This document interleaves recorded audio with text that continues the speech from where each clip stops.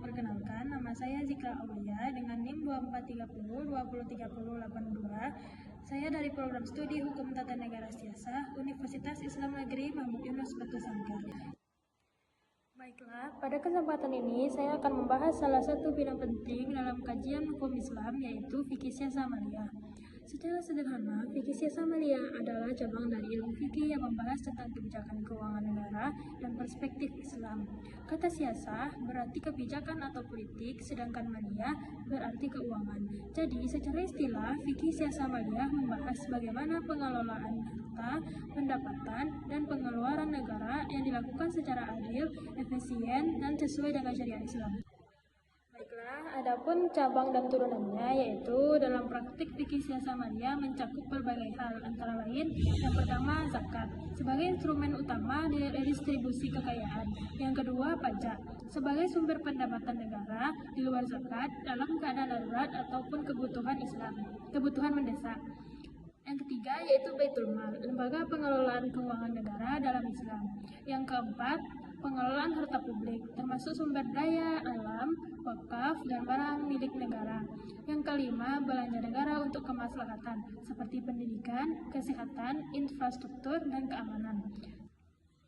Kemudian, adapun contoh penerapannya dalam sejarah Islam dan pada masa sekarang, yaitu dalam sejarah Islam kita bisa melihat contoh nyata penerapan fikih siasah maliyah pada masa Khalifah Umar bin Khattab. Beliau mendirikan Baitul Mal, membentuk sistem pengkajian tentara dan aparatur negara, bahkan membentuk dinas sosial yang membantu anak yatim, fakir miskin, dan kaum duafa. Dan adapun pada masa sekarang, konsep ini bisa ditemukan dalam lembaga seperti Basnas atau lembaga ambil zakat lainnya. Serta dalam kebijakan negara mengenai pajak, subsidi, dan anggaran belanja negara atau APBN, meskipun dalam bentuk modern, prinsipnya tetap sama, pengelolaan harta publik untuk kemaslahatan. Kemudian, salah satu isu besar yang sangat relevan dalam fikih siasah maliyah saat ini adalah korupsi dalam pengelolaan dana publik serta ketimpangan distribusi kekayaan di masyarakat. Misalnya, kita melihat banyak kasus korupsi data bansos, dana desa, bahkan dana pembangunan infrastruktur. Sementara itu, di sisi lain masih banyak rakyat yang hidup di bawah garis kemiskinan. Ini menunjukkan bahwa ada ketimpangan dalam pengelolaan harta publik. Dalam fikih siasah maliyah, korupsi jelas merupakan pengkhianatan terhadap amanah publik, negara, dan para pejabat seharusnya mengelola dana publik dengan penuh tanggung jawab dan transparansi, bukan untuk kepentingan pribadi ataupun golongan. Adapun ayat dan hadis yang terkait dengan tentang materi yang saya ambil yaitu Al-Quran Surah Al-Has ayat 7 yang artinya agar harta itu tidak hanya beredar di antara orang-orang kaya saja di antara kamu. Ayat ini menegaskan bahwa harta publik tidak boleh dimonopoli atau hanya dinikmati oleh elit tertentu. Harus ada distribusi kekayaan yang adil.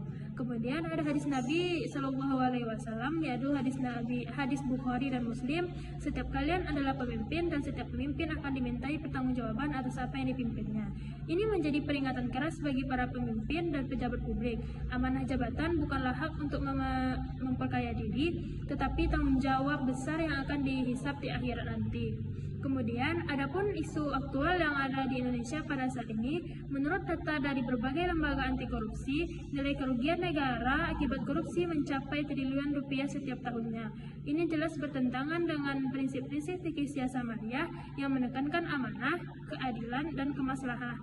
Selain itu, penyaluran bansos yang tidak tepat sasaran juga menjadi masalah. Banyak warga miskin tidak mendapatkan haknya, sementara oknum tertentu justru memperkaya diri dari dana tersebut. Dalam Islam, ini adalah bentuk zalim dan pengkhianatan.